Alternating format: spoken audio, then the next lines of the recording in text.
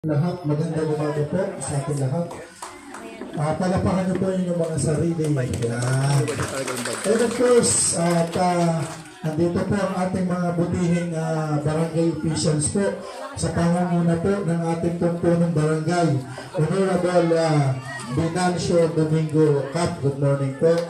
And of course, si Kagawad Francis Lora, Kagawad John Dayaw Bundok, Kagawad Jomar D. Santiago, Kagawad Honorio Boy Dobson, Kagawad Miriam Tayamo Dansel, Kagawad Sally Pranginal, and Kagawad Dan Romagne.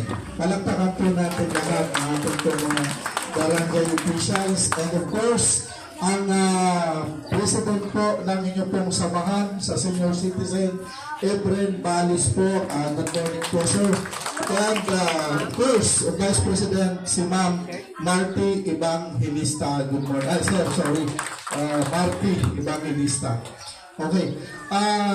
Isang pagpupugay po sa inyo lahat, lalong-lalo na po sa ating pong mahal na punong lungsod. Along malapitan po, palakpakan po natin ang inyo pong mayor po. Ang LPJV po, kaya po tayo nandito, hindi po dahil po sa nalalapit na eleksyon, kundi nung pagkapanalo po ng LPJV, nandito na po kami, nasa South na po kami, 2022. So kaya po, meron po kaming headquarters na nandyan din po sa may barangay 164. Oo, barangay 164. Meron din po tayong din dyan, headquarters. Ang headquarters po ng LPGMA, dyan po namin pinoprocess yung mga yung mga assistance na mga ina-apply nyo po. Pero hindi po ibig sabihin na porket meron pong headquarters, ipupunta po kayo doon.